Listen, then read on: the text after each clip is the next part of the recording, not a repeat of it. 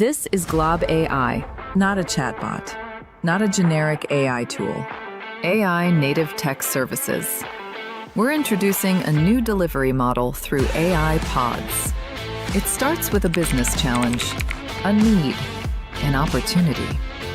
Every workflow is executed by agents, while domain experts and clients supervise it in real time, resulting in enterprise-grade, governed AI services charged by outputs or consumption, not by hours or seats.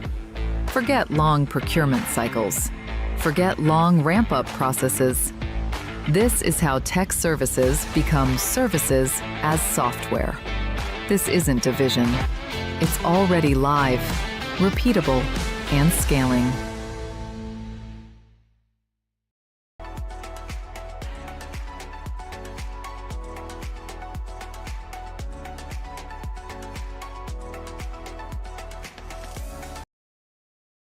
Good afternoon, and welcome to Globant's second quarter 2026 earnings conference call. I am Arturo Langa, Investor Relations Officer at Globant. All participants on this call will be in listen-only mode. After today's presentation, there will be an opportunity to ask questions. Please note this event is being recorded and streamed live on YouTube. By now, you should have received a copy of the earnings release. If you have not, a copy is available on our website, investors.globant.com.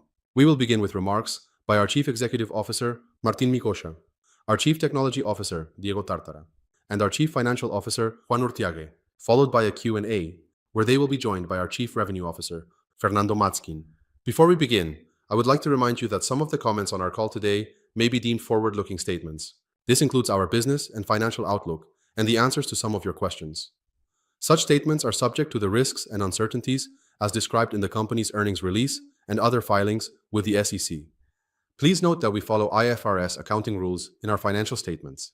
During our call today, we will report non-IFRS or adjusted measures, which is how we track performance internally and the easiest way to compare Globant to our peers in the industry. You will find a reconciliation of IFRS and non-IFRS measures at the end of the press release we published on our Investor Relations website announcing this quarter's results.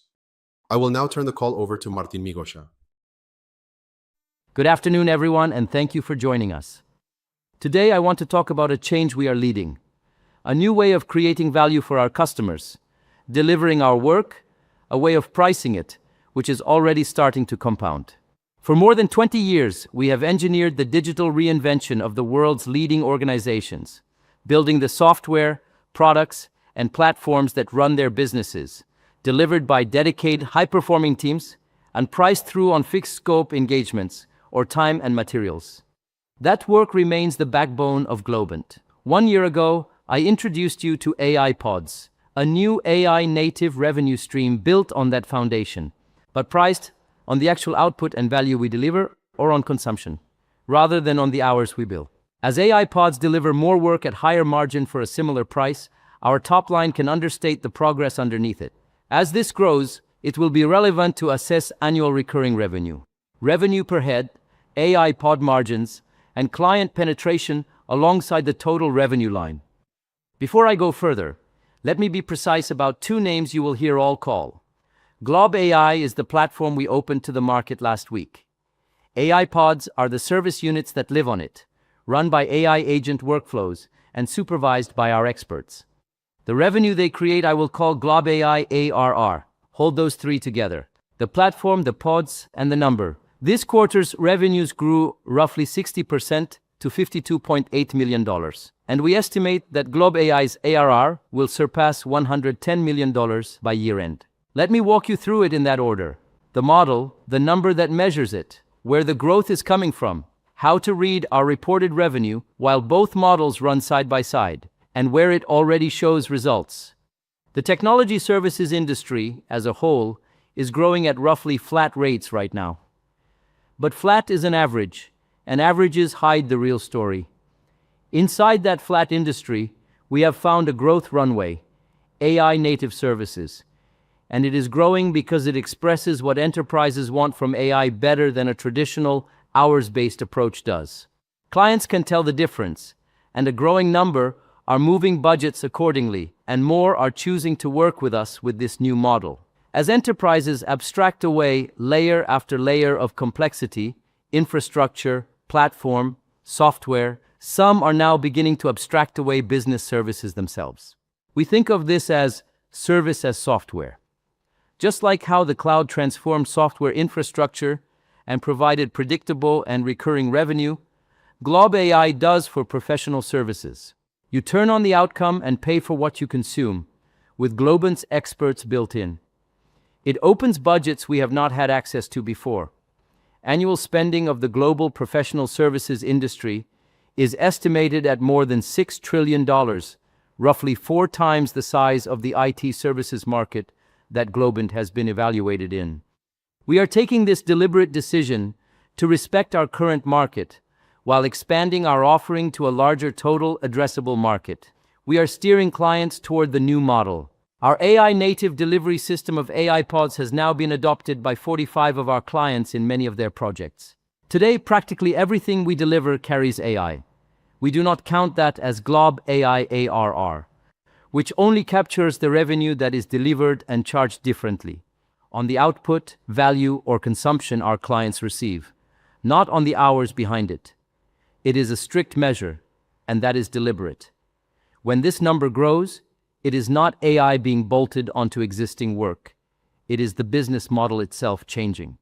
GLOB AI ARR reached $52.8 million as of June, up from $32.8 million in March, roughly 60% growth in a single quarter.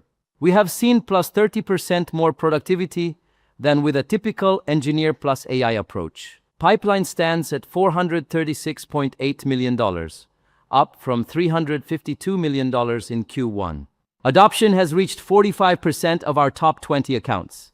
Gross margins on this model run close to 10 percentage points above our traditional delivery.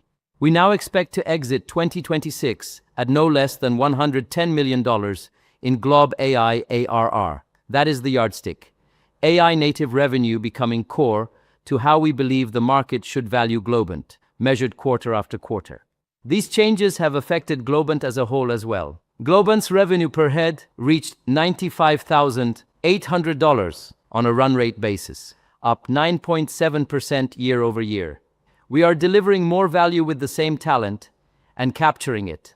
GLOB AI ARR captures 3 of the biggest waves of demand in our industry. They are core modernization, experience debt, and agentic process transformation. We have shared them with you on previous earnings calls. What changed is that all 3 now convert increasingly through AI pods. Let me go through each one with you.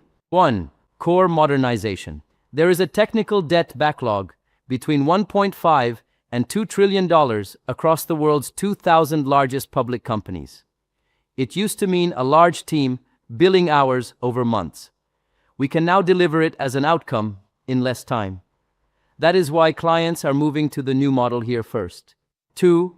Experience debt. Every customer-facing surface that has to be rebuilt for an AI-first world. Our Versal and Claude-powered AI pods are turning multi-month rebuilds into same-week releases. 3. Agentic process transformation. The largest opportunity, redesigning how a business runs around agents. The value is in the transformed process, not the hours. So this is where outcome pricing fits best. Now, a word on our current position and how to interpret the top line while this shift is underway. For Q2, revenue was $614.4 million, within our guided range, up 1.2% sequentially, and back to slight year-over-year growth. AI pod revenue makes up roughly 2% of our total revenue today, and we expect it to reach 4% by the end of the year. We keep seeing the pocket of growth I mentioned earlier, demand for AI pods. We are choosing to accelerate these migrations, even if it means a short-term impact on revenue, because over time, it creates more value for the client with predictable, outcome-based consumption and more value for Globant with higher margins and access to more sophisticated projects. This quarter, 96% of our revenue came from repeat customers, and we grew our top 20 and top 50 clients by 6.6% and 6.9% year over year, respectively. This is concentrated where GLOB AI and AI pod penetration is highest. Our data and AI studio is now our second largest studio by revenue, close to 11% of sales, and growing close to 35% year over year. Our AI studios are increasingly selling AI native services alongside traditional staff augmentation and providing their depth. Since that top 50 growth is a sign they understand these clients' industries well. Our core business is acting as the distribution engine that carries GLOB AI and the AI pods that run on it into large enterprises on relationships built over 2 decades. Pipeline and bookings are at a healthy level. Its composition is shifting toward AI, data, cloud, and integration work. Having said all this, we are operating in a tougher environment this quarter. Geopolitical pressure in our new markets, volatile oil prices weighing on travel, and longer decision cycles in North America. Juan will take you through a revised outlook for the full year. Last week, we launched GLOB AI, and with that, we are opening this same model to any enterprise through a single self-service platform, so AI native services, priced on output and value or on consumption, become available to more of the market, not just our largest accounts. Here is what that looks like in practice. GLOB AI is a single destination where an enterprise can find, deploy, and start consuming an AI pod without a months-long discovery process and a long ramp-up time. A client can log in, explain their technological opportunity in plain language, and the platform draws on Globant's entire network of technological solutions, partnerships, recommends AI pods, and enables clients to start building the same day. It bridges the gap between mental throughput and making sound business decisions. Clients keep sovereignty over which models they use and where they run. These pods are built in cooperation with the companies defining this technology. Specific AI pods are engineered with name partners, secure code review with Anthropic, digital twin engineering on NVIDIA Omniverse, prototype to product with Vercel, and enterprise integration with Salesforce and MuleSoft. The platform runs across the broader model ecosystem as well: Anthropic, OpenAI, Google, Azure, AWS, NVIDIA, Meta, among others. I am glad to announce that Sarab Narang is joining us as GLOB AI's CEO. Sarab is an accomplished AI and technology executive with more than 23 years of experience. He joins us from ServiceNow, where he led the commercialization of its AI business, and previously held senior AI leadership roles at AWS, where he helped build and scale AI platforms, including Amazon SageMaker and Amazon Bedrock. Earlier in his career, he built KPMG's AI and machine learning practice. None of what I have discussed so far works without the right partners. In June, we announced a multi-year alliance with Anthropic, becoming a preferred services partner in the Claude Partner Network. Since signing, we have moved quickly. Several Claude-powered AI pods are already in production and were showcased at our Globant Tech Summit in July. We are training thousands of Globers on Anthropic tools, and we have an active joint pipeline with several large financial institutions, airlines, and e-commerce companies. 1 year after our initial partnership, OpenAI has named Globant a selected partner in its new partner network. And with Vercel, clients can ship AI-built applications natively in a single click, turning multi-month projects into same-week deliveries. Together, we launched Vercel-powered AI pods, agentic units that design, develop, and modernize enterprise digital products on Next.js. FIFA is using AI pods powered by GLOB AI to scale its digital ecosystem into a continuous, personalized experience for football fans worldwide. Its key platforms recognize fan preferences across competitions and, powered by AI pods, use real-time data to generate new experiences year-round. This quarter marked 3 years since the foundation of our partnership with British Airways, delivering a platform built for speed and continuous innovation. In June, British Airways reached an important milestone on this transformation journey with the launch of their new mobile app, following extensive testing to make every stage of the customer journey simpler and more intuitive, acting as a real-time travel companion. Positive customer feedback has highlighted the improved user experience, particularly the live flight notifications feature. And this is just the start. we're extending the partnership with new features powered by our AI Pods model, accelerating what we can deliver next.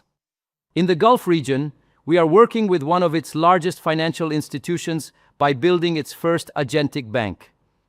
Powered by our AI Pods model, intelligent agents will act across acquisition, onboarding, servicing, and risk, reshaping how the bank operates and how customers experience it. GOT delivered a solid Q2 2026, culminating in another standout performance at the Cannes Lions International Festival of Creativity in June. The network earned 22 Lions, including a third consecutive Grand Prix for long-standing client Mercado Libre, the first agency-client partnership to achieve this milestone at the festival. GOT also launched new work for Google Chrome and Ray-Ban Meta, created the world's first clay bar for Stella Artois at Roland Garros during the French Open, and introduced Rimowa's For a Lifetime of Lives platform, celebrating craftsmanship through stories of longevity and evolution. We are building a meaningfully different services business, deliberately, with a growing base of revenue underneath it, and with a number I have asked you to hold us to every quarter. This next chapter also means disciplined choices today, including decisions on our cost base to fund the transition and protect our margins. I do not take those lightly, and I am grateful to our teams for the resolve they are showing. Thank you to our clients, our partners, and our Globers around the world, building this alongside us every day. With that, Diego will show you the machine underneath. Thank you. Thank you, Martin, and hello everyone. Martin just laid out our strategic vision for GLOB AI and how it fundamentally transforms the way clients acquire our services. My focus today is on the underlying engine, the technology architecture, the operational mechanics, and the first-mover advantage that makes this delivery model perform at scale. The legacy professional services model trades human hours or custom solutions, forcing engineers to solve the same foundational problems repeatedly.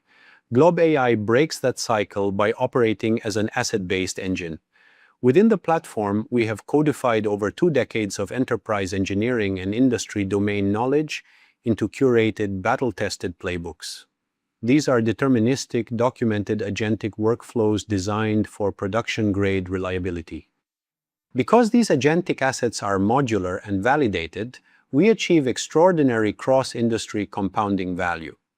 An IT root cause analysis workflow built for an airline client, for example, can be replatformed into a pharma supply chain or media distribution pipeline in a matter of weeks rather than months. AI pods serve as our direct vehicle for monetizing this compounding IP, taking clients from a natural language challenge to production-ready deployment without the traditional friction. As we set out in introducing GLOB AI, raw LLM prompting produces significant token waste, hallucinated logic, and expensive retry loops that includes additional time for human supervision. GLOB AI solves this through structured, deterministic process optimization. Before an AI agent executes work, our platform automates context assembly, architecture mapping, and data preparation, enforcing automated quality gates at every step. By optimizing the orchestration layer, we ensure that every token consumed yields verifiable production-ready output. At the same time, enterprise adoption hinges on control. GLOB AI's architecture routes intelligently across more than 140 LLMs, providing complete model independence so clients are never locked into a single provider. Crucially, every transaction is locked within the client's dedicated token vault. This guarantees absolute token sovereignty. No client data is ever exposed or used to train third-party models, allowing organizations to compound their own institutional intelligence safely over time. We are seeing the impact of this platform model directly in our operational performance. By integrating specialized AI agents into continuous delivery workflows supervised by our experts, we are restructuring the software engineering lifecycle. This leverage enables us to decouple enhancements in output, velocity, and delivery from headcount growth. Furthermore, this enables us to layer on nonlinear and recurring revenue to the mix, with structurally better unit economics that will over time transform the business. This is the structural signature of a business moving up the value chain. Now, I would rather show than tell. Let me take you on a short GLOB AI tour. It starts simply. Once you have selected the plan and the AI pods from the catalog or through chat with the GLOB AI agent, you would be able to access the Projects module. From that moment on, you are ready to begin. GLOB AI works at two levels, your organization and your projects. Your organization is the foundation, where you configure the tools and settings that apply to all your projects. Your projects are where the work happens, each with its own goals and one or more AI pods running simultaneously at different prices, which always include not only the tokens consumed, but also the human supervision required for the project. Let's start at the organization level. The first thing your organization needs is context, and you can give it directly from the tools your organization already uses.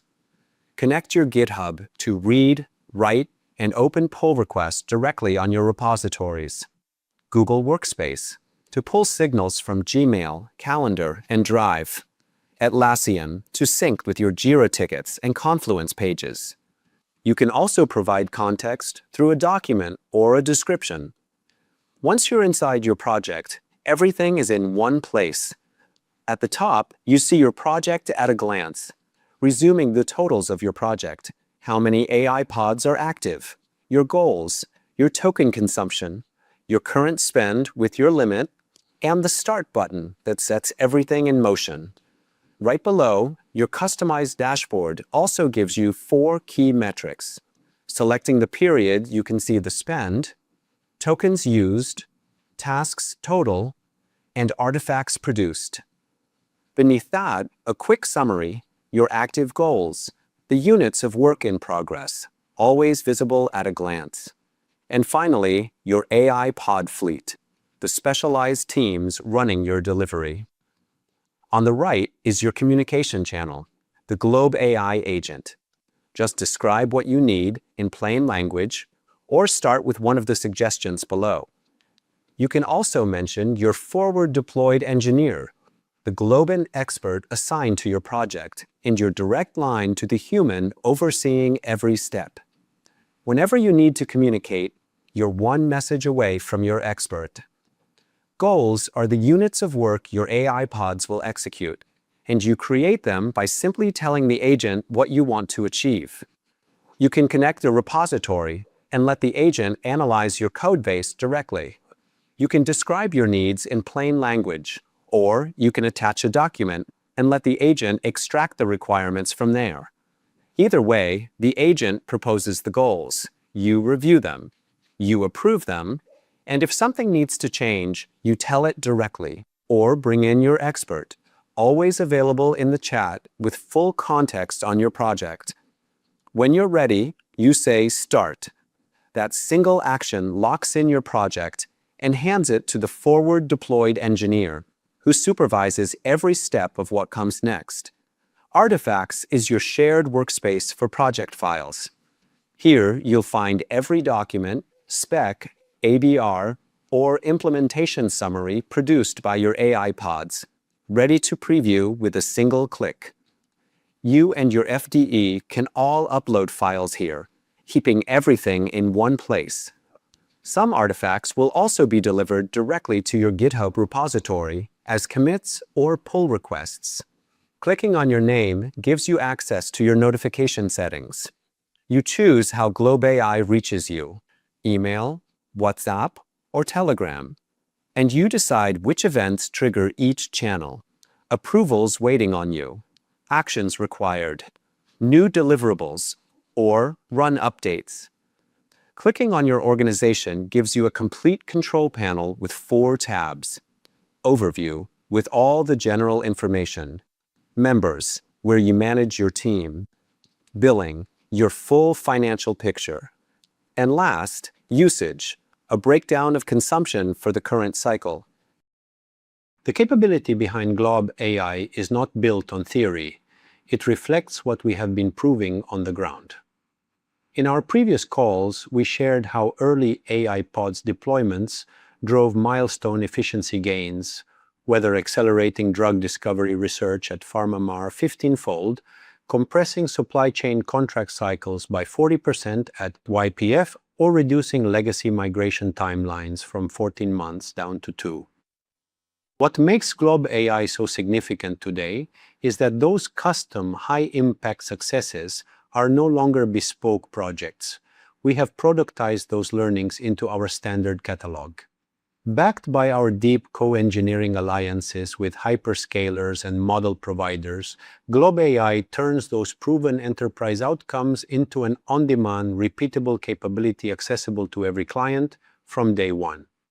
We have built the underlying platform, secured the governance framework, and proven the economics at scale. Everything I just described is what compounds behind one number: GLOB AI ARR. We look forward to driving this next chapter together. Thank you very much. Hello and good afternoon, everyone.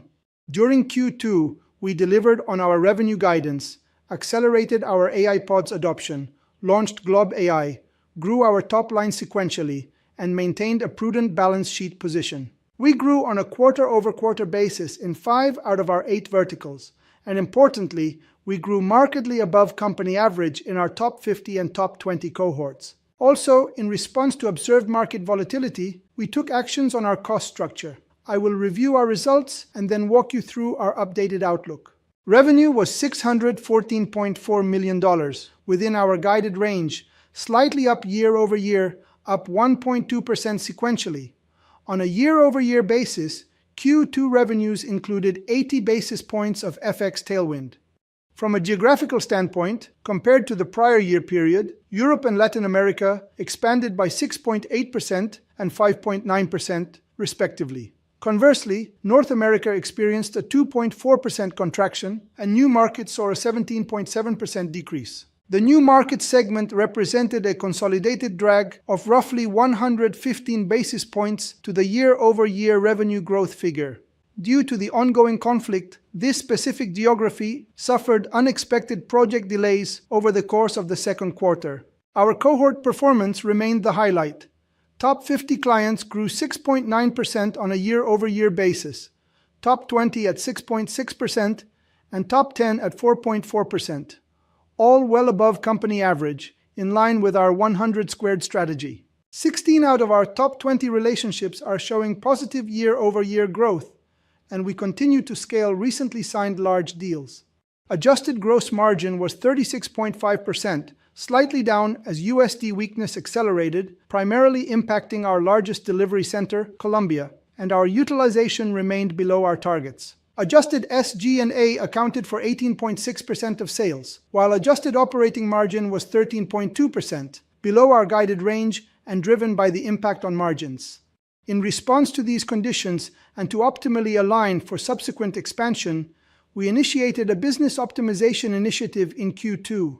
Through this initiative, we ensure the acquisition and retention of the capabilities required for our AI-focused strategy while simultaneously right-sizing our cost baseline to the prevailing market landscape. The main actions under this plan included a comprehensive review of our workforce to align skills and size with our strategic priorities, a consolidation of our global office footprint based on an analysis of our facilities and lease contracts, a strategic prioritization of our delivery centers to support future expansion.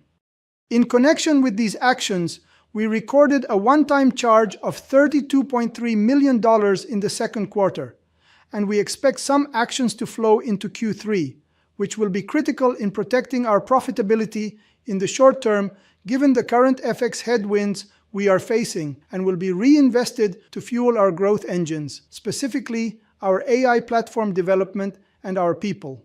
Despite FX headwinds, we plan to improve margins with the additional efficiencies planned for Q3 and increasing our AI pods in the mix, which operate with margins above company average. Adjusted net income came in at $60.3 million with a 9.8% adjusted net income margin. Adjusted diluted EPS ended at $1.40. Our balance sheet remains a source of strength. We ended the quarter with $168.8 million in cash and short-term investments and $253.1 million in net debt. Free cash flow for the quarter was $12.6 million, and free cash flow for the first half of 2026 reached $48.7 million, a record for the company. On capital allocation, the share repurchase program our board authorized in May, up to $125 million over 6 quarters, is active. At today's valuation, buying Globant remains one of the highest return investments available to us, as the market is pricing Globant as a legacy services company in a soft cycle, when what we are is the fastest scaling AI native delivery platform in our industry. At the current valuation, the company is trading at double-digit free cash flow yield on a normalized free cash flow basis. Now let me turn to our outlook. 3 external factors have primarily impacted our May expectations, and our revised guidance incorporates all 3. In May, the lower end of our guidance contemplated a significant deterioration in our new markets region that at the time was not reflected in our forecast. That scenario materialized, and our expectations for the second half of the year have now changed in the region. Our commitment to the region is long-term, and important relationships there continue to grow. But the prudent assumption today is that this environment persists in the short term. Second, we have seen some of the knock-on effects from oil prices, pressuring the travel ecosystem. Some of our travel clients have slowed the pace of their transformation programs to protect their own P&Ls, even as others in the same industry accelerate with us. We believe this is a deferral of ramps, and we expect this revenue to return as industry volatility dissipates. Finally, we continue to observe protracted cycles in discretionary decision-making. As a result of the above, we are revising our expectations for the second half of the year. For the third quarter of 2026, we now expect revenue to be between $607 million and $615 million. We expect a non-IFRS adjusted operating margin between 13.5% and 14.5%, and the IFRS effective income tax rate in the 21% to 23% range. Adjusted diluted EPS is expected to be between $1.43 and $1.53 per share, assuming an average of 43.2 million diluted shares outstanding. With respect to the full year, we are revising our revenue guidance to a range of $2,428 million to $2,462 million, from $2,462 million to $2,508 million previously. In terms of profitability, we now expect our adjusted operating margin for the full year to be between 13.5% and 14.5%, driven by the increasing USD weakness. The IFRS effective income tax rate is expected in the 21% to 23% range. We now expect adjusted diluted EPS of $5.75 to $6.15, assuming 43.6 million average diluted shares. We expect strong free cash flow generation in the second half, consistent with our seasonality, and our capital allocation priorities are unchanged: the repurchase program and the continued build-out of AI pods. The business optimization initiative we carried out this quarter will be visible in our margins as we exit the year, positioning us to enter 2027 with a leaner cost base, record revenue per Glober, and our highest margin delivery model, AI pods, approaching by year-end close to 4% of revenue on a run rate basis. To conclude, the transition to AI pods accelerated, we achieved record productivity, and we performed strongly within our top clients. The strong demand we see in AI pods validates our industry view, one we feel will transform in a positive way.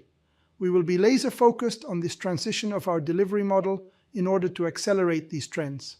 Thank you for your continued support.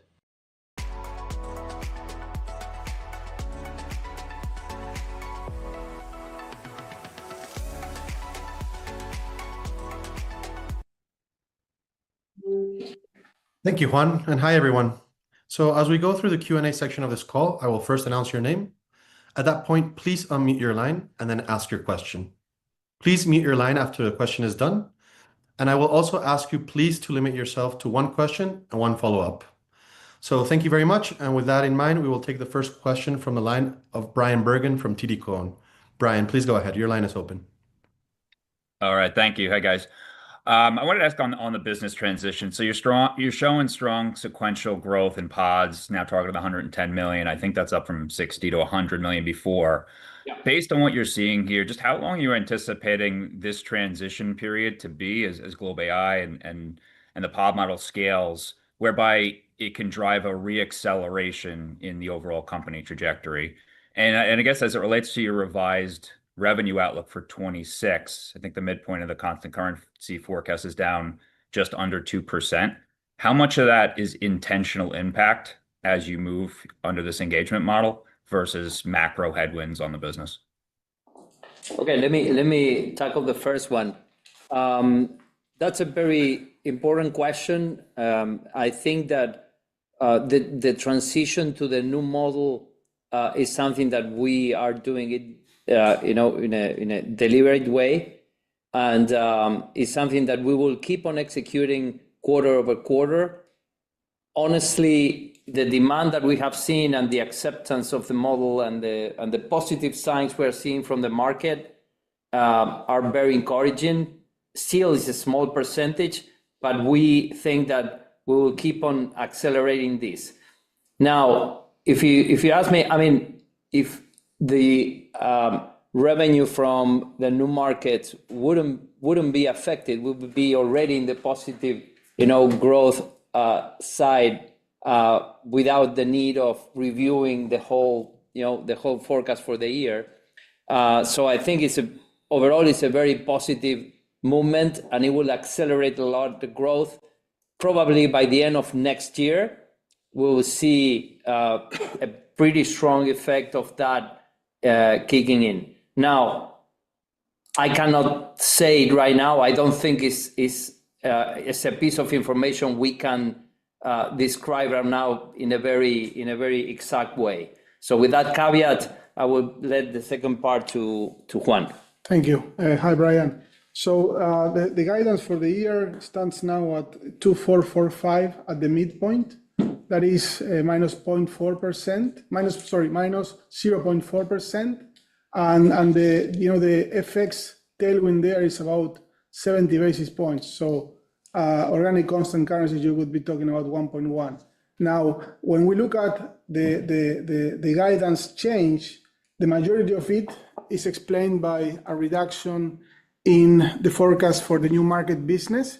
The week after we reported back in May, there was all this news from Saudi, reducing budgets, delaying projects, and things like that. And as you know, it's a market that we have been expanding quite nicely over the last few years, and we will continue to do so. We see a lot of deals that are just getting postponed or getting slowed down, but not canceled at all. I mean, we keep on having very interesting conversations, so we are confident about the recovery of that market, in the near future. So half of the guidance revision is driven by that. About $10 million is also somehow related to what is happening there, because the increase in oil prices impacted some of our businesses in travel and hospitality, and that implied a reduction in the second part of the year forecast for some of those customers. And then the rest is a little bit of a mix between some assumptions we're doing on certain migrations, plus the overall business environment and where we are right now.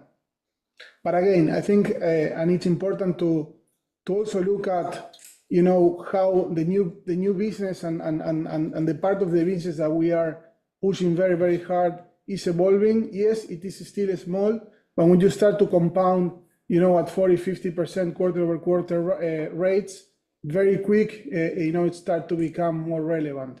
And as you pointed out, we have been talking about $60 to $100 million for this year. Now we are, already, over $52 million, and with very good visibility of the second half of the year, because we are kind of passing through the first initial stage of trying and testing and understanding what it means to work with an AI pod. and many of our top customers, actually 45% of the top 20 are already using it.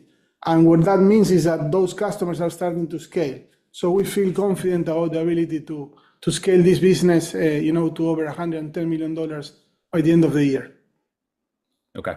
Thank you for all that detail.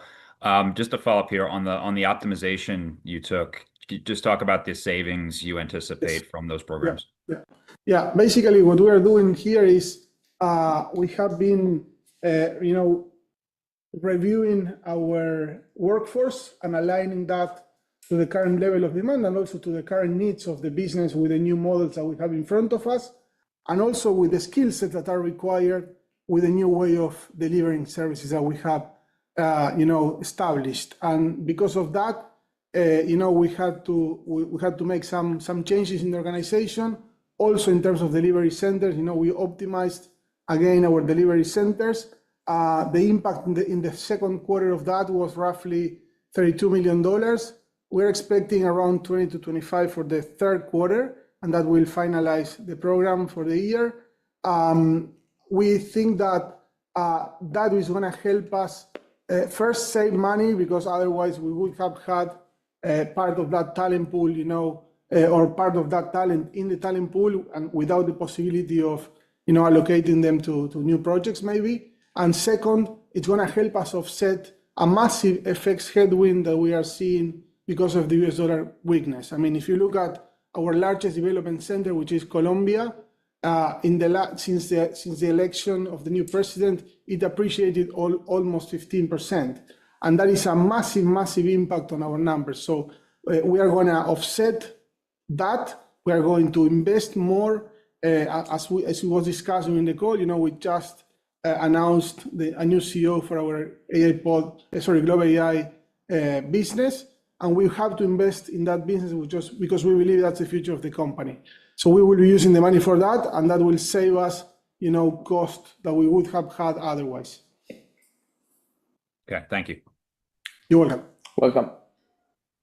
Thank you very much, Brian. The next question comes from the line of Tien-Tsin Huang from JP Morgan. Tien-Tsin, please go ahead. Thank you, Arturo. I think I want to ask on the optimization. I just want to make sure I understand just what, like you said, Martin, you're taking this decision very seriously. What areas were impacted exactly? How much of it was influenced by what you saw in surprising you in May versus the shift to the new model? Or is it really more about the delivery centers and better aligning yourself with some of the FX and inflation trends like you talked about with Colombia? I just want to better understand that. Well, hi, Tien-Tsin, how are you? Hi, Martin. The whole program has different reasons, right? And and you see that on one side we are migrating to this new model that requires a certain type of forward deploy engineers and certain type of AI engineers that are slightly different from what we used to have. So there's a transition on the talent that we are seeing that is causing one of the reasons of the optimization. Also, we are seeing also a transition on the demand of the traditional business.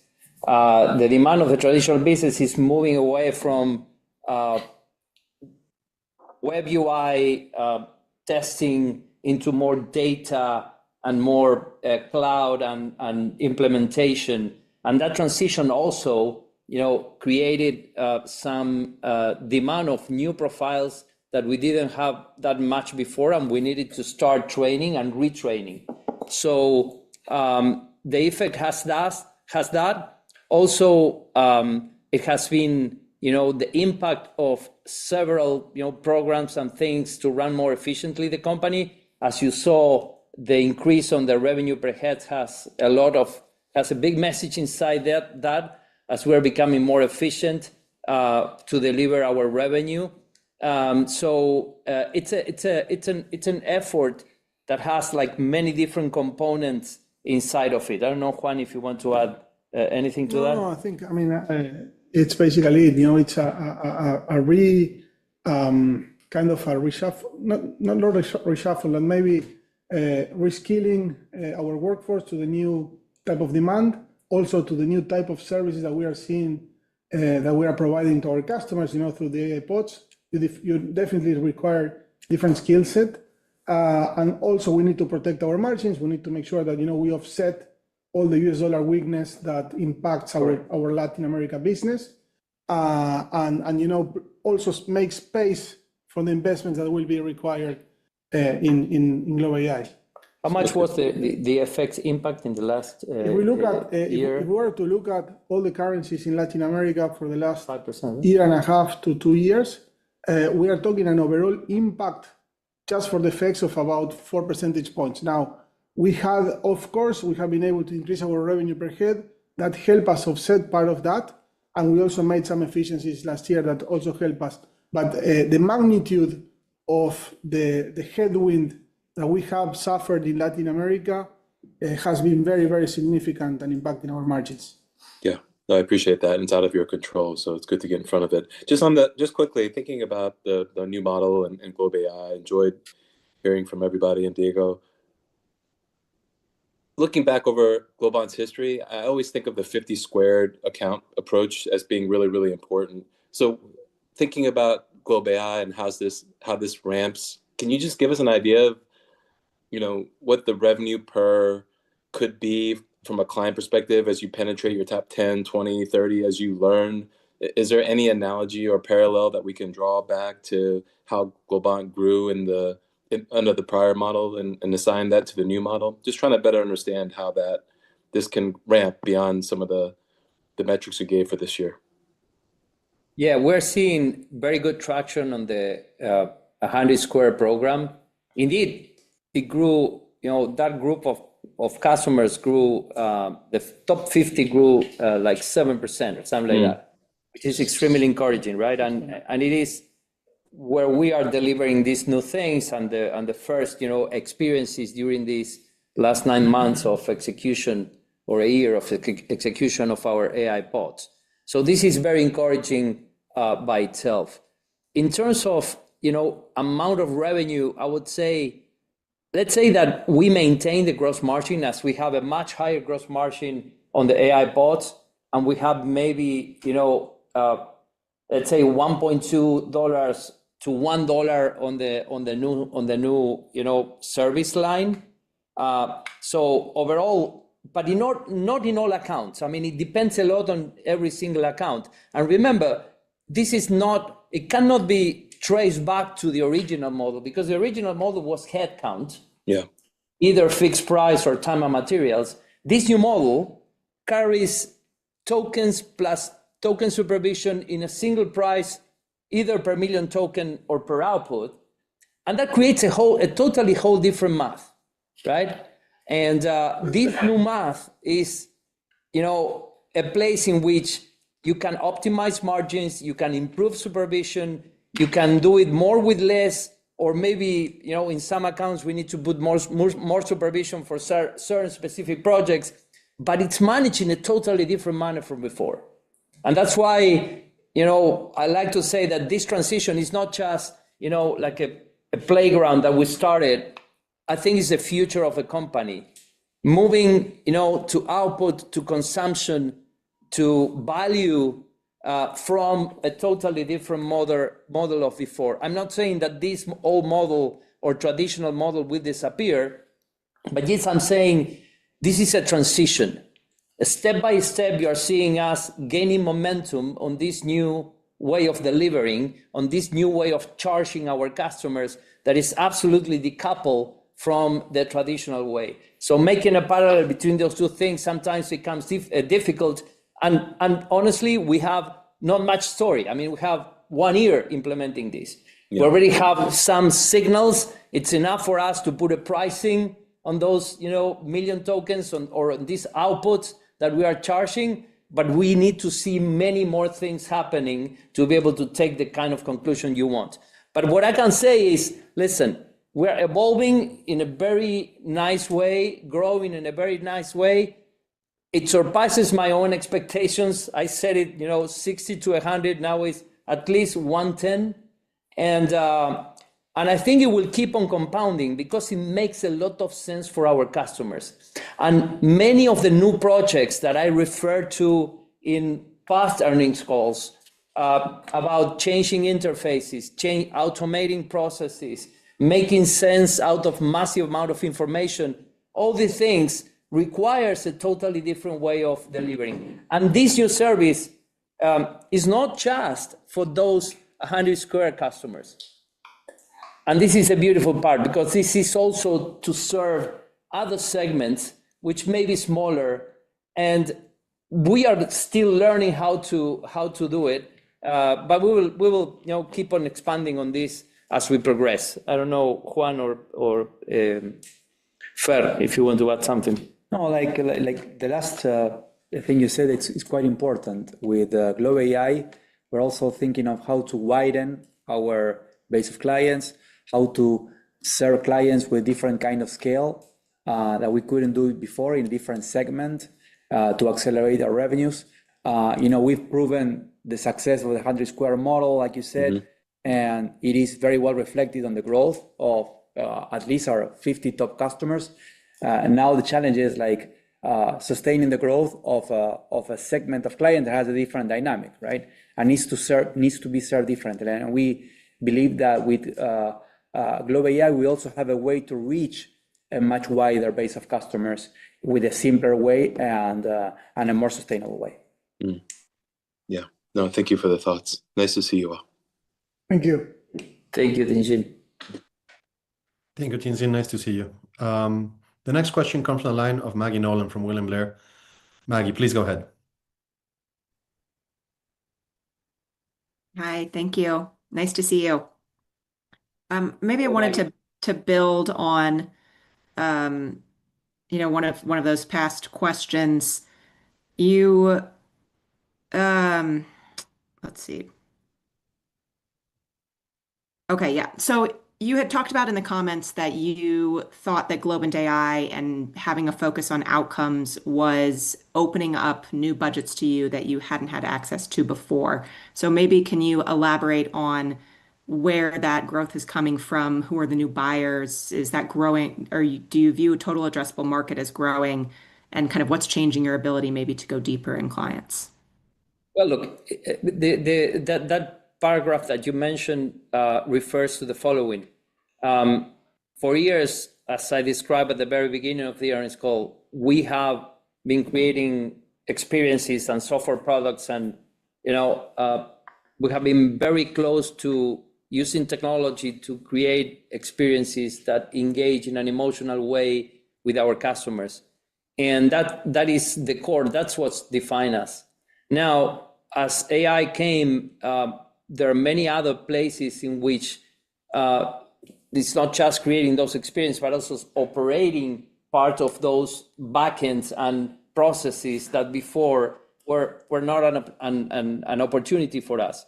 So as I described, that the process automation and the change on the landscape of how to use AI for pretty much everything, including automating every process, creating new org charts that reflects that automation, we believe that our AI pods, which are now the AI pod software that what you see in GLOB AI if you go, will evolve into operations and will include that same concept of having an agent operating something for you and having humans being able to analyze the edge cases and charging in a way that is per unit of that specific business case. Let's say travel, well, it will be per trip, or know your customer, per know your customer. So that agentic work that this GLOB AI concept is opening up is much larger than the software development life cycle that we have right now on the GLOB AI. So what I'm saying is, with this new idea, with this new concept, with this new definition of how services and AI native services will be rendered, we are able to tackle much more than just the original software development life cycle, and we can expand our presence into AI pods for operations, right? So that's what I'm referring about when tackling new budgets. And also, there's a market share game too, because when when you present this new way of doing things, a new way of charging things, for every dollar you sell on this new model, you are able to capture maybe another dollar, right, of that same budget, because you are, doing things that other vendors were doing. So we're extremely, excited about those two things happening at the same time, expanding into other places and capturing more dollars for that work that we used to do. And in many cases, it was the reason why we win, and we won. I have, many examples, several examples. Otherwise, we would have lost. And I think that this new definition of how to do things and how to charge for things is a really new approach to our customers. And, we launched it last Thursday, and the impact, the amount of people that call us, the amount of people that are interested in understanding more about how this GLOB AI model works, in essence, is a huge effort and a huge intellectual effort in creating something that didn't exist. And we are the first providing it. So I'm extremely proud about the whole team that is developing this. I'm extremely proud that we are being able to take it to the market, and we are being able to convince our customers, and not just, a couple of cases. Now it will be more than $100 million in ARR. That is an absolute success. And I think that this is something that you will see us insisting more and more, and deliberately enter into asking our customers to change the model. And that will be a process. That will be a process itself. It reminds me to some other companies changing how they do business. But I think overall it will be very exciting to see that transition and to run it. Thank you, Martin. That's super helpful. Maybe then, obviously, AI pods is the growth driver here, and Globant AI, but EMEA was expected to be, kind of a future growth driver for the company, and has been an important region in the past couple of years. So you were pretty clear that you were conservative or prudent in your outlook for that region as the dynamics there have changed. I'm wondering where, from an end market perspective, whether it be vertical or geography, you're turning your attention to as a potential growth driver over the next kind of 12 to 18 months, and what we should look for success metrics there. Excellent question, Maggie. Listen, the ocean of our industry is pretty flat. I mean, you see other companies, they are pretty much all of us in the same kind of level of growth. What we found is that it's not just the old model with new tools, the success, but a totally different delivery system. When I see that we found a place that is growing fast and we want to build our company around it, it's exactly what we want to do. Now, there are some industries that are taking this faster than others. We are seeing a lot of success in financial services, in media and entertainment. We're seeing a lot of success in airlines. This thing, makes things more efficiently and faster, 30% faster. So as we see the game evolving from cost reduction, that has been the main focus of everybody with AI today, to revenue generation, which is what I believe is the smart way of using AI, then we will see a lot of industries coming into this space. So the message I want to convey is not just a region or an industry, but it's a new way of delivering what you should pay attention to. And that's why I ask you to hold us accountable to that number of transition as we evolve this, this company. This is where we are putting our energy on how to deliver in a much more efficient way. It's not just adding people plus AI. People plus AI means a lot of slop, a lot of time used to supervise that slop, a lot of rework over and over and over. And when you put order in that process, like what we do with our GLOB AI way of delivering, then things become much more efficient and things become independent on the model that you want to use and things become scalable. And then, GLOB AI is this is just the beginning of GLOB AI. GLOB AI is much broader than that. GLOB AI is the initiative we will use to transform Globant into an AI native company, the whole Globant into an AI native company. And it is our AI native services arm. So let's see, it's not just, I cannot answer with just a space, a region, or an industry. This is wide. This is very wide. Understood. Thank you. Very welcome. Thank you, Maggie. The next question comes from the line of Brian King from Citi. Brian, please go ahead. Your line is open. Hi, guys. Just wanted to ask, Martin, when you talked about you're making a choice to push more work to AI pods, and that seems like it's costing your existing business or hurts the core revenue of that business. Can you just talk about that deflationary pressure and why that doesn't last longer as we go for this transition over the next couple of years? Are we going to have to kind of run in this negative revenue territory due to the deflationary pressure that maybe pushing work to the AI pod model is going to cause? Well, look, I mean, in essence, a lot of our customers has been spending the same amount of money getting more productivity, right? And that has been the case in the vast majority of the things. I think in the future that could evolve to first, we need to convince procurement, we need to convince more people, and that process could be slower than just running the traditional game, but we're ready to pay that. And I think that the margin overall will be much better. And the capabilities for us to improve the margins even further from where we are today is still better. So I think that deflationary scenario is something that we're not seeing right now. If we need to pay for it, we will pay it. I want to do that transition.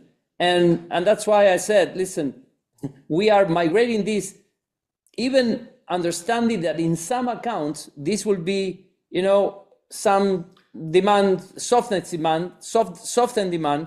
But I believe that overall, the picture will be totally different. I don't know. I was going to say, Brian, that sometimes what we've seen is that it may take longer or a lot longer to persuade the procurement teams and persuade our customer to transition and keeping the same level of revenues with more productivity. So sometimes we're seeing that we know that we want to migrate, okay, and sometimes we can do it faster if we are willing to provide some efficiencies immediately to the customer in terms of price. But we believe that because the model is so much more efficient and it makes so much more sense for them, that we should be able either to expand on other areas of the organization, to win market share from other vendors, because what we believe is that this is the model in which we need to deliver services. Now, if we can do it faster, we will do it. And I think that's the key message that we are giving here. No, that's really helpful. And then just as a follow-up, Juan, the revenue per head, it jumped to almost double digits. How much of that is like-for-like pricing, or are you guys getting a little better pricing right now in the market? Just trying to understand that number. It's a combination of different things. The market is competitive, right? There are some occasions where we are being able to deliver with less headcount because we are being more efficient with our delivery model right now. And if you look at the total headcount, it's down roughly almost 10% year over year, with revenue per head going up almost 10% year over year. So we are being more efficient. In some cases, we have been able to get some additional pricing, but I wouldn't take that as the norm, because the market is very competitive right now. But we have been able to increase, our revenue per employee because we are delivering in a more efficient manner. In some cases, we are charging that with the new model, with the AI pod revenue or the GLOB AI revenue model. In other cases, it may be a fixed price where we are able to deliver, more efficiently and hence increasing the revenue per head. So it's not that we are charging like Globe AI because it may be a fixed price, but we're still getting more revenue per employee because we are delivering more efficiently. And I think that explains the sharp increase. If you look at the revenue per head, 3, 4, 5 years ago, it was around $65,000 per employee. Now we're getting close to, over 90 and getting close to 100. Yep. Okay. Thank you so much. You're welcome. Look, Thank you very much, Brian. The next question comes from the line of Arvind Ramani from Trust Securities. Arvind, please go ahead. Hey, thanks everyone, and good afternoon. Just had a couple of questions on Globe AI. Martin, you said that's kind of where you're focused your efforts on. So just a couple of questions over there, right? Like, how does the workload split across these OpenAI and Anthropic and open weight models today? And how do you expect that to shift over the next 18 months? And then, second question around that is, you also mentioned a lot of those clients who are leveraging Globe.ai is existing clients, but how many clients or what percentage are kind of new clients, right? Like who are not using that? And just last question on that is that what's kind of Globant's kind of unique value proposition, right? Is it around enterprise context? Is it around routing logic? Like what's proprietary to Okay. Let me. I will start with the first and then the last, and I will let Diego to complete. I see that we just announced a partnership with Anthropic. We are extremely excited with the things we can do together. We are already seeing some impact from that pipeline coming into our scope of work, which is very, very exciting. I see models will be evolving, and our customers will decide kind of what to use. When we see Globe AI, we see something that it could use pretty much any model on the core when developing the software or creating the software, including open weight models, if that's the case. We're processing a big chunk of our tokens with our own infrastructure and our own models, using open weight models in many occasions. And some of our customers are requesting that. Some of our customers are saying we'll go full-fledged with Anthropic or with OpenAI. So we have pretty much full independence on that specific thing. And of course, tools will keep on evolving and keep on becoming more and more sophisticated. To the specific mode that I would like to describe about Globe AI is a play of services. Basically, we are mixing in an absolute frictionless way the creation of the experience and the creation of the software and the definitions that you need with AI and with humans, and unpacking everything into a single price, and a single price per consumption or per output. So basically, what you saw, the demo, the video that Diego showed to us, is a video that makes it very clear that Globe AI helps you with the definition, help you with the creation of the specification, and then a set of agents get triggered, a set of loops get triggered, or a workflow gets triggered. Depending on what you need to do, those things are different.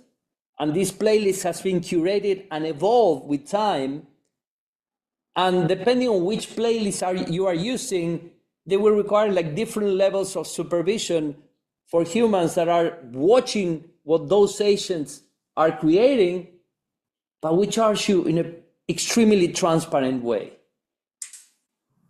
either per million token or per output in case of a user story or in case of so what I'm saying is that this coordination, that elimination of the friction to buy services, is the real thing that we are providing.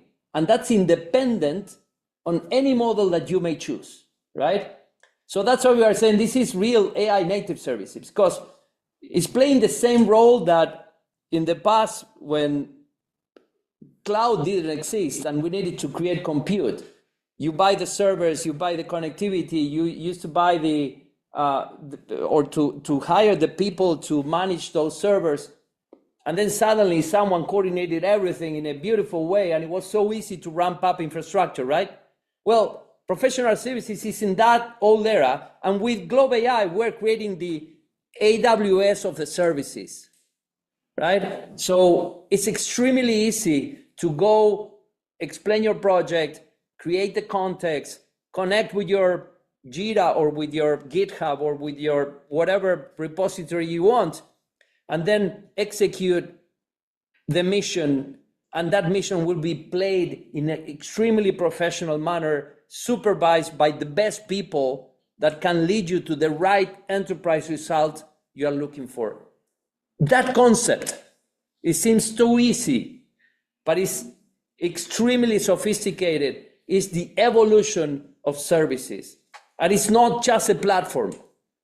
And it can play with codecs, with our own Coda. It can play with Claude Code. It can play with pretty much any of the AI tools that are out there. And then it can be played into any type of infrastructure. But the thing is, it always gets coordinated in a pretty efficient manner with a human. So no more ramp up of teams, no more long time of procurement for something, no more not understanding how much something will cost. It's a totally different thing. And that's why Diego showed the video. But I don't want to screw your speech, man. No. Sorry, I think it's good, and it's a totally valid question. One of the things that we do find on every single enterprise project has a ton to do with accountability and repeatability. You will not get accountability from a frontier model. You use it, you get a result. Is it good? Is it bad? It's up to you. You implement. That's what you get. Globant brings you accountability. That's why we have humans. And the second most important aspect is that the model is not repeatable. When you go to a frontier model, it does, generating output is super good. It's amazing. And we are capturing 100% of the value there. But when it comes to planning, how do I execute something?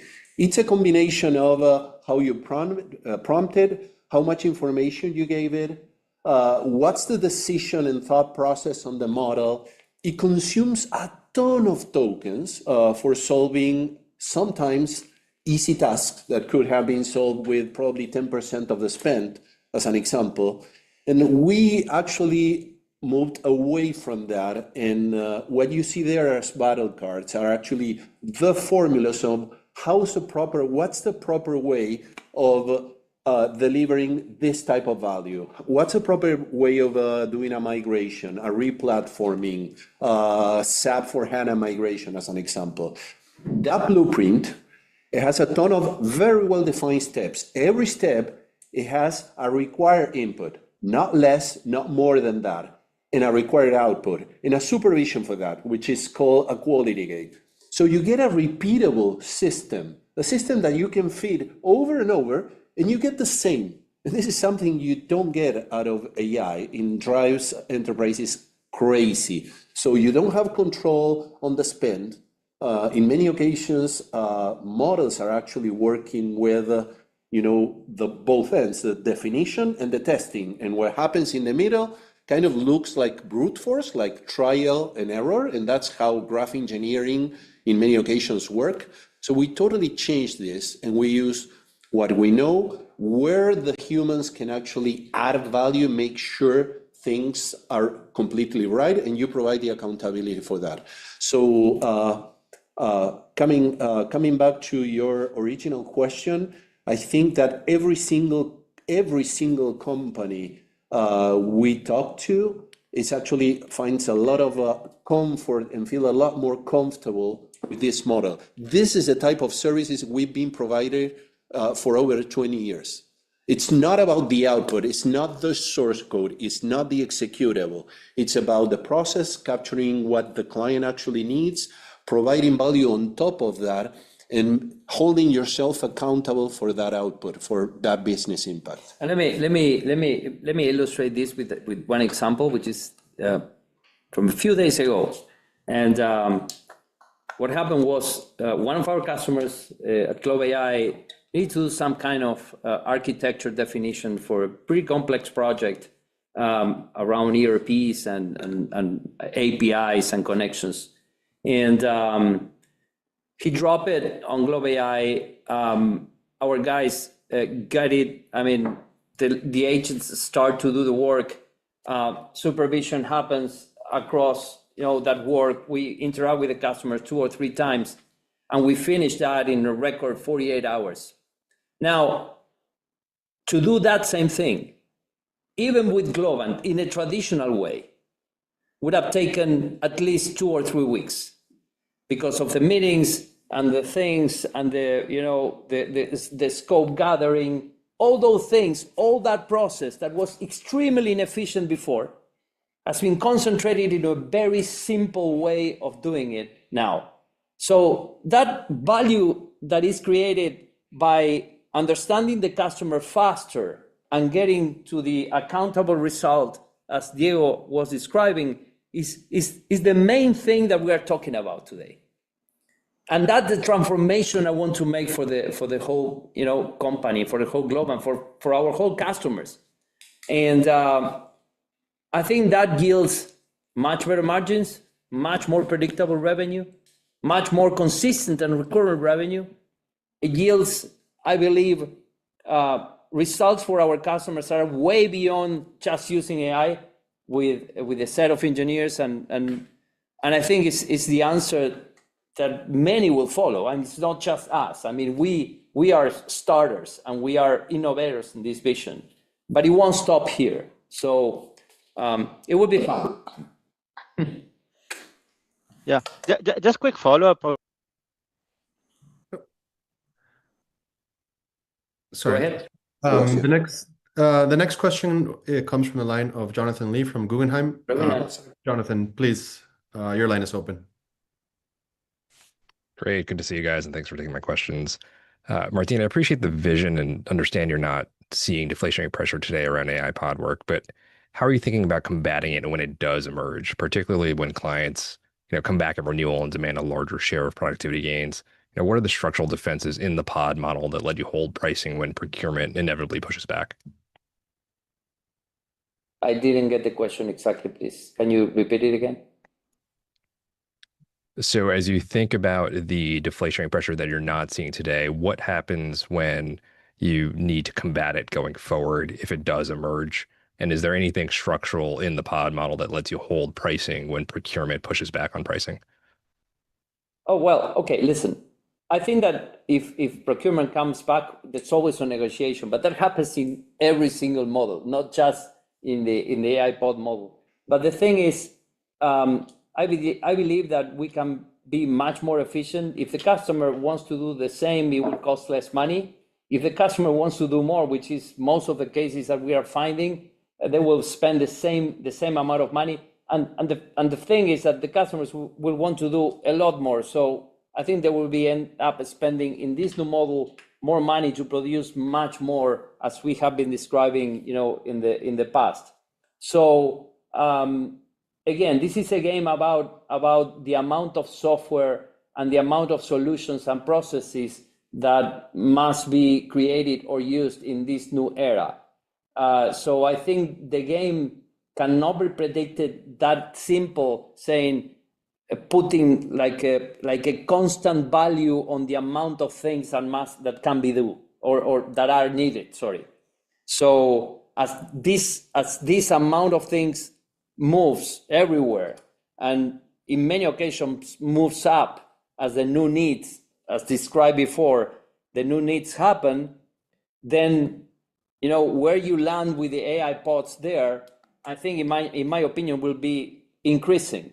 Now that's demonstrated on the top accounts that are growing at 6 and 6.9%. And also, even in that scenario, potentially, when a customer wants to do the same and there is a potential saving for the customer there, the model runs at higher margins than the traditional model. Correct. And maybe we will be making the same dollar amount with a little bit less revenue on some accounts. But at the end of the day, the way we look at this is, this is the way services need to be delivered going forward.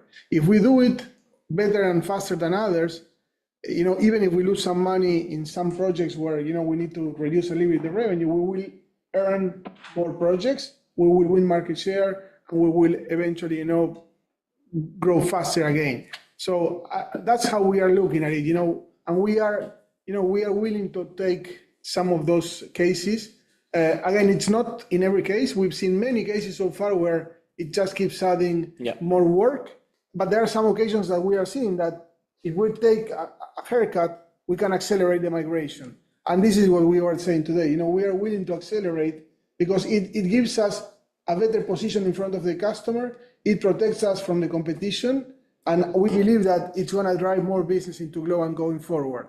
And at the same time, because we can be more efficient, especially as we scale, there is more margin to be earned along the way. So there are multiple things happening at the same time. It's still hard to model even for us. We are building models, every day, but we are seeing at least that there is clear traction, that there is a clear improvement in margins, and that the customers are enjoying and are coming back to scale the model. So that's how we are looking at this. And the game and the play for us is we found that space that is growing fast. We want to expand that transformation and do it faster. This is a very simple way of putting it. I think one additional thing is that, as we all know, the market as it is today has been concentrating on the cost-saving machine and operational side of things. And it's a lot more difficult. I think it's a worse scenario because it's a lot more difficult when you're part of the cost equation, right? And that's the type of pressure, and companies may want to reclaim part of those efficiencies. Once the market starts recovering and moving to a revenue-generating engine and stop neglecting products, as an example, things will definitely change. We've seen this over and over. When the target is the product, you want to squeeze in new features, additional content, etc. So it's not about saving the money, it's about making your product better and stand out in front of others. So hopefully we will see that happening soon.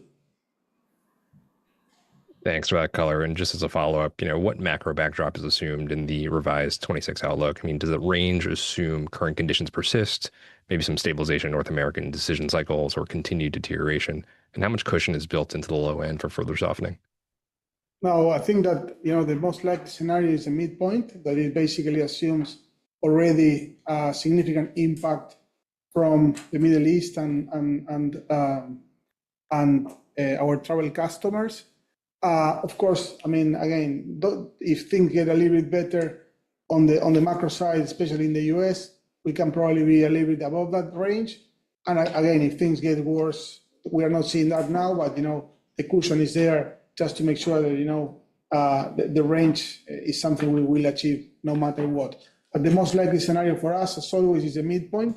And unfortunately, we have seen some factors that impacted our previous guidance that we could not control. But the midpoint is our most likely scenario. We have plans to get higher than that. We will try to execute on those. There are some things that we don't control. And yeah, to add to that, like 90% of our revenues throughout the year are already contracted, and in some of the markets that have been affected, like particularly in new markets, we have pivoted the pipeline towards banking, towards public sector areas that are less affected, as like entertainment and travel and hospitality, which was where our focus was put in new markets so far. So we are rebuilding the pipeline. We are closing some of those new opportunities. So we also expect that new markets suffered quite a lot in this quarter. We also expect a quick recovery towards the end of the year. Thank you very much, Jonathan. Nice to see you. So that will be all for the Q&A section today. Thank you all for your time. And now I will ask Martin to provide some closing comments. Thank you, Arturo. Thank you, everybody, for being here today. I'm looking forward, and thank you for your continued support. I'm looking forward to see you on our next quarter call. Thank you. Bye-bye.